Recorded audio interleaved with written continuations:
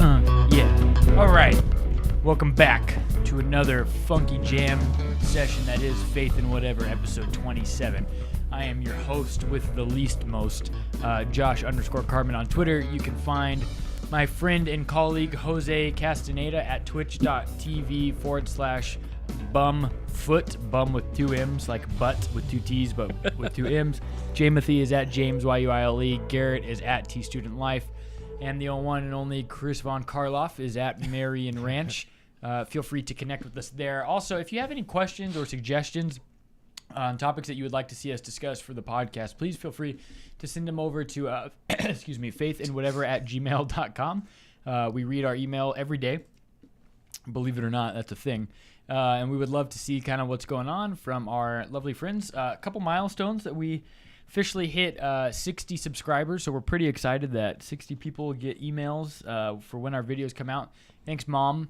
You've been a big support thus far, and also keep the money coming. That's awesome. And so before we start, I have a quick joke that I want to tell you. What do well-educated owls say to each other? Whom. Nice. I love that. I heard that in church this morning, and I laughed louder than anybody else probably should have. So for our pop topic, we are going to be discussing 10 scandalous... Pop topic. Nope. 10 missed it. 10 scandalous facts revealed by the DNC leaks. If you don't know, now you know, because there was another hack. We think it was done by the Ruskies. Ruskies. Can you say that? Is that racially offensive? I don't know. I don't know either. No Is that racially offensive, Chris? I am neutral. I don't know any Russians, So I don't know. That's what I've always heard them being called growing up, so that doesn't mean it's okay. So your family is racist. Yeah, no, not from family, just from friends on the schoolyard. So apparently there was a big hacking that took place, right, where 50,000 more emails were released, and these are 10 things that were brought up. This is from listverse.com, written by M. Morris.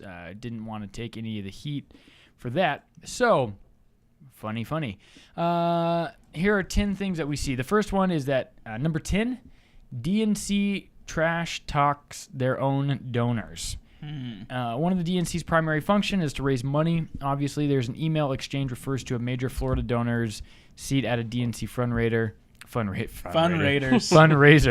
DNC National Finance Director Jordan Kaplan. Having a rough time today. Angrily declares, geez, he doesn't sit next to POTUS. He'll be in the crappiest corner I can find. Yeah, so I don't know, man. She complains that this person had only given $100,000 over the years compared to the Patarazu's family's $332,000. So, crap talking people that aren't giving you big money things. I don't see this as being relatively surprising, right? And I don't put too much stock in that. But people refer to many of these DNC donors as clowns, so I think that kind of crosses a line a little bit, right? Razzing people in an email that you don't think is ever going to go out or be seen by the world. Not a good idea. You shouldn't do it. You know, if you're going to trash talk, do it in person or just gossip about them in person. Just punch the person. Just do it before the podcast starts. And yeah. And so that's, kind of weird. But you guys, any thoughts on this one before we go to 9? It's not going to mean a whole lot right now, but next time they want money, they're going to... Oh, for sure. There's going to be a lot of hurt feelings to deal with. Yeah. Could not agree more. I don't know. So, in other news, Philadelphia still sucks. Number 9... the DNC is incompetent at handling donor information. Most people giving big money are assured their details will be kept private. DNC failed at this. Staffers emailed donors' names, credit card numbers, contact info, and social. Oh man. What a bunch of morons. Credit card numbers. That's right. It's because of this leak that some people had their identity information. Yeah, because these are rich people. Yeah. Here's an interesting example. A staffer emailed an image of a $150,000 check. What an idiot! Here's the description, or here's why that's a bad idea if you don't know. Because it's a check now. Yeah, emailing checks like this is a bad idea because America's awful check payment network allows anyone to withdraw money from anyone else's account with only the routing info printed on every check. So thanks to that email leak, that information is now on the internet. for everybody, and we can all get it. So BRB. be right back. Faith and Whatever is about to get a huge We're about upgrade. to blow up Patreon. Number 8 is the bias against Bernie Sanders was a real thing. Most We all of us knew it, though. Yeah, most of us are feeling the burn and feeling the burn and feeling burned after he totally swapped and went back, proving he's just Jose? like every other politician. So how much did you love Bernie Sanders? I didn't really care for him. I said, how much did you love him? 3. None. The 0. answer is 10 out of 10. 0 out of 0. 5 out of 7. So 5 out of 7. DNC is required to be neutral, which obviously is impossible. But on May 21, Mark Paustenbach and Communications Director Louis Miranda exchanged emails about creating a media narrative suggesting Sanders' campaign was a mess. In another May email, Debbie Wasserman Schultz claimed Bernie Sanders, quote, isn't going to be president. And Chris, if anybody doesn't know, who's Debbie Wasserman Schultz? Oh, she's that poodle-headed looking. She's an awful person, right? I mean, what was her title? Poodle-headed something. Poodlehead is not a DNC title. You don't know that. You don't know me. Poodlehead woman. It's in an email somewhere. What was her? Wasn't she like head of the whole DNC? Yeah, she was a DNC chairman or whatever the official title was. Chairwoman, please. Right. But you know what's more interesting about her is she was head of Hillary's campaign in 2008. Yeah. And that's interesting because after Barack was elected, because we're, buddies like that. I call him by his first name. Barry. Yeah, we hang out. And so, let's see. Hillary got Secretary of State, and DWS, Debbie Wasserman Schultz, Sorry. she got the head of the DNC. But the head of the DNC at the time had to step aside so DWS could take that over. I'll give you 3 guesses who the head of the DNC in 2008 was. John Kerry. He might be running for vice president. Exactly. Oh, that's weird. Hillary Clinton's vice. So the conspiracy theory goes, and I don't say that lightly because it does seem pretty fishy, that she needed to offer him a favor to get him off that chair, and that favor is now he's going to be her VP. And when she picked him, everyone was saying, why'd she pick this guy? Yeah, why'd you pick that guy? So she totally Frank Underwooded Yeah. Yeah. that. Totally House of Cards. Well, good for her for being better at the game than all of us. Yeah. Number 7, they questioned Senator Sanders' religion. This one bothers me a lot. I don't know why this bugs me the most, but the dirty part of the DNC campaign against Sanders involved his religion. DNC CFO Brad Marshall floats a plan to, it says, scupper Sanders' campaign by questioning his beliefs. Man, the email reads, it might no difference. I'm reading the email. But for KY and WVA, can we get someone to ask his belief? Does he believe in a God? He had skated on saying he has a Jewish heritage. I think I read he is an atheist. This could make several points difference with my peeps. My Southern Baptist peeps would draw a big difference between a Jew and an atheist. This is flagrantly unethical as well as totally out of touch with reality. You should not ever write like that, ever. It shouldn't matter if Sanders is an atheist, nor should his Jewish heritage matter. More to the point, to the DNC's own rules, they shouldn't have been targeting Sanders at all during the primary process. And this is what bothers me is there's just a flagrant miscarriage of protocol and actual, as unbiased as possible reporting, and nobody's going to do anything. Nothing's going to be made different. I don't know. Just such a bummer. For his part, Marshall denies the email is about Sanders. Such a stupid thing to do. Anyway, any further commenting? No, but I would say that the bigger problem here, that's awful, and I'm not making light of that, but just to also show the other problem is that you have to fall within a certain religious belief set to even have a chance at getting major political offices here. And as a Christian, certainly I am attracted to people who have values similar to mine, but what we're really doing is inviting people to lie to us about their faith. Yeah, and that's we're inviting freaking people awful. to pretend to be us, which is far worse than just having an open, honest sort of discussion here, or even making it irrelevant to the job. I don't really need my president to be the best Christian ever. I need him to be a great president. And, fortunately, that doesn't... I need him to be the greatest white Christian president ever. I did not say Also that. a joke. Please understand that was... Trump to Corinthians. Trump to Corinthians. He trumped Corinthians. Way better than that church in Corinth. I would build a church in Corinth to be huge. Number 6, dodgy journalistic ethics. Journalists typically don't email advance copies of stories to the people they're writing them about. The leaked email suggests the DNC encouraged at least one prominent journalist to do this. An email from Politico's Kenneth Vogel to the DNC has been uncovered, titled, "Per agreement, any thoughts appreciated." The major story he wrote in April is attached in a separate email to the DNC Communications Director, CNT Press Secretary Mark Paustenbach confirmed Vogel gave me his story ahead of time. He adds, "Let me know if you see anything that's missing and I'll push back." Vogel eventually published his story with no significant edits, but his feeling compelled to send it to the DNC at all is not just worrying, it's just wrong. Just kind of a breach of there, unless you're doing like a piece that would require them to verify facts and stuff like that. I get, but I don't know. Yeah, I Just- agree. It's kind of bad. Just trash, dude. Any thoughts, Chris? Surprise, surprise, right? That the media is in collusion with the people. I mean, Yeah, we all anybody knew who it. thinks that journalists are exposing anything or whatever. This is why you on. need to be watching the Young Turks. No. And then balance it out with some Greg Gutfield, and then round it off with some Milo, and then subjugate all of that to your faith in whatever news. Mostly because we do a better job of reporting unbiasedly, because No. we report more unbiasedly than anyone else. And by report, you mean reading other people's stories that they report. Right, exactly. So we're filtering the filters, and we care less. Aggression towards hostile media. It's like refiltered coffee. And it is delicious, and you probably can't tell the difference. So, so, I mean, this is a clear one, right? Aggression towards the hostile media.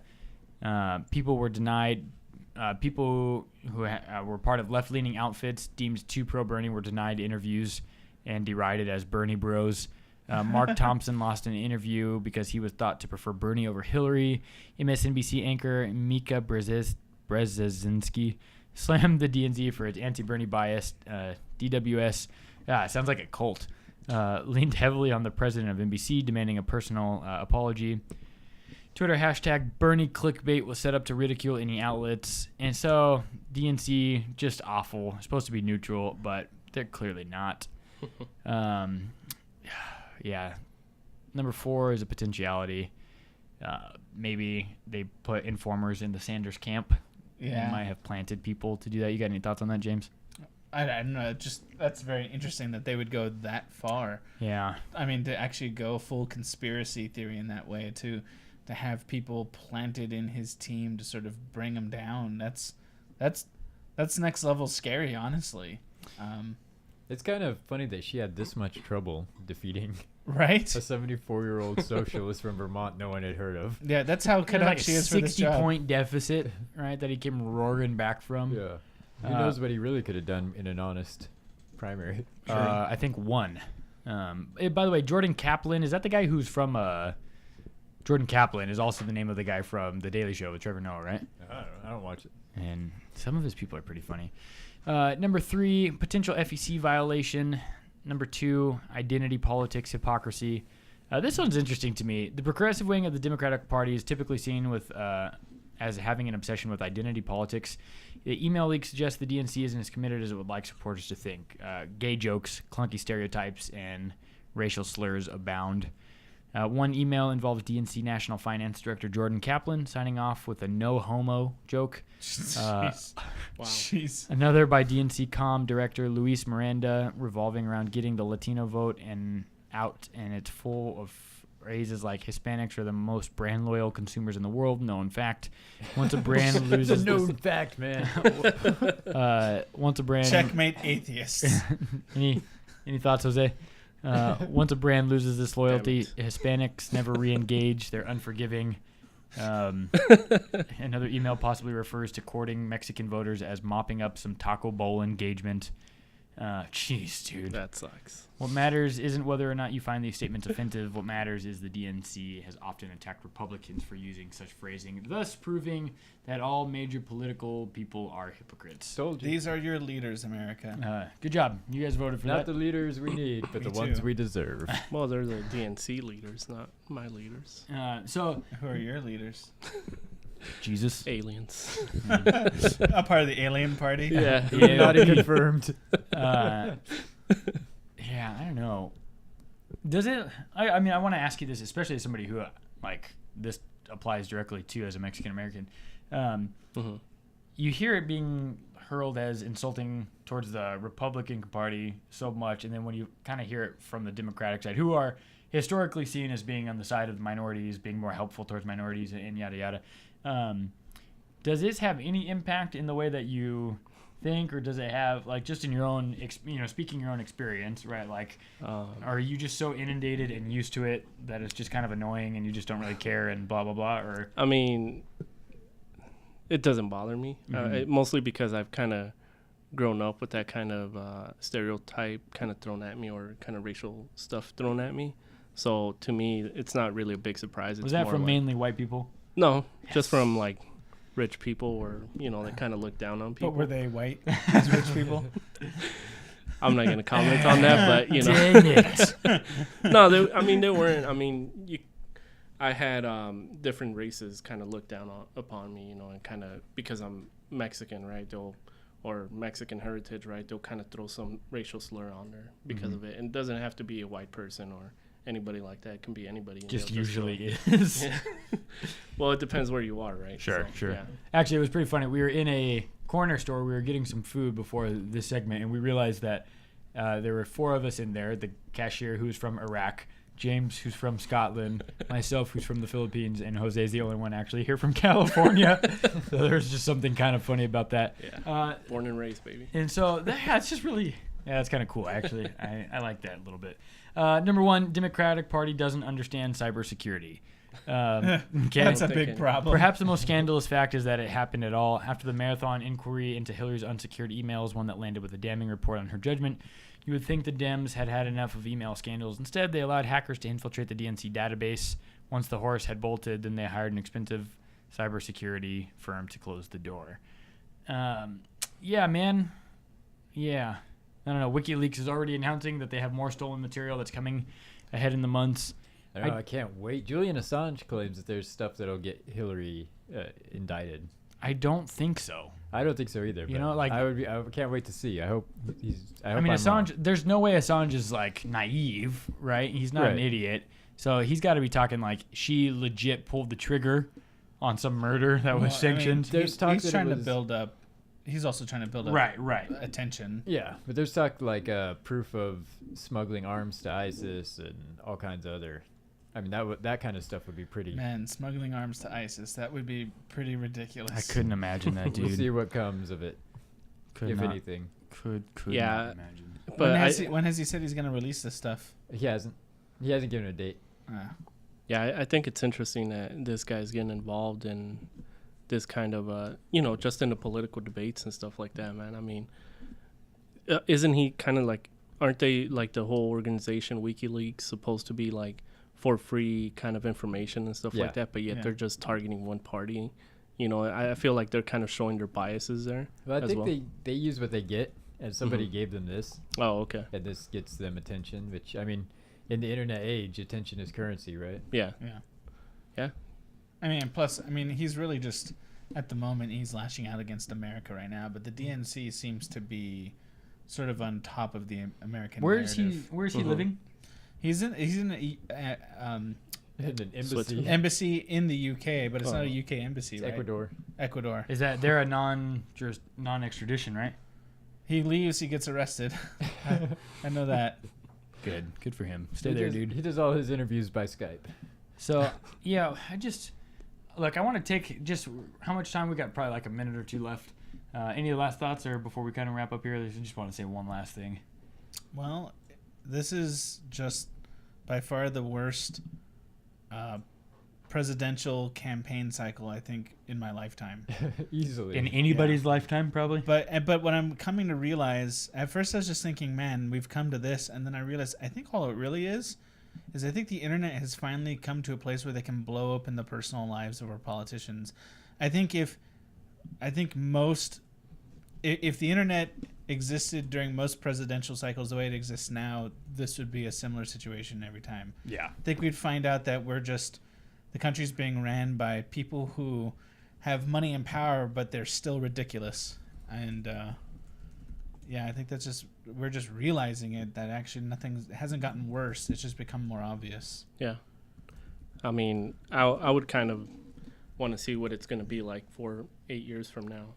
To see how, because I mean, obviously this is kind of changing the way politics is viewed in America, and I think it would be interesting to see what it's going to look like 4 years from now, or even 8 years from now. Yeah. And see what that's going to look like. See how much worse it can get. Yeah. Because usually this sort of information doesn't come out during the important conversations. In the history, it came out much later in a tell-all book. Yeah. Yeah. And very few people actually read that book. Yeah. No one cared. And Reading. Yeah, exactly. But it was also well after the fact of when it mattered. Mm-hmm. Right? It was like 20 years later. When the statute had ended. Right. So that's the big difference, is the tell-all book doesn't have to be read. It's being told on video and Twitter and Facebook all over. Everybody's getting it. Everybody's consuming it. And it's happening when it matters. Yeah, which is totally good because it will force politicians to either get sneakier or to stop being so horrible. Yeah, get sneakier, guys. Come on. So, well, I mean, figure it out. It worked for us for the first 150 years. So, also, take this opportunity to consider voting third party, not for Jill Stein because she's an anti-vaxxer, or vote for her. I don't care. But not for an anti-vaxxer. Not because somebody in the third party has a chance to win, but because it's some actual chance at effective, meaning like more than just symbolic change. Johnson is trending somewhere near 15% now, and if he crosses that threshold, who determines what the 15% threshold is? It's from 5 polls, I think they said. So he's just got to hit 5 polls, 15%? No, there's like 5 specific ones. Oh, gosh. Well, which there have been accusations that polls are being cooked at this point. Dude, of course they are. There's no way they're not. So keep voting for Gary and Weld. Actually like Weld better than Gary, but the almost libertarians. Libertarians. We can see where they land on the scales on the stage with Hillary and the Donald. But for everybody here at Faith and Whatever, for Jose Castaneda, the only true California. Well, I guess Chris is a California native too. But the well, we're gonna keep going there. Twitch.tv/. Bumfoot, Buttfoot, BUMMFOOT. Jamothy is at James YUILE. Chris is at Marion Ranch. Garrett is at T Student Life. I'm at Josh_Carmen, and we are at Faith the letter in whatever on Twitter. Be sure to like us and follow us on Facebook.com/faithandwhatever and connect with us on faithandwhatever.com. Thank you so much. We'll talk to you soon.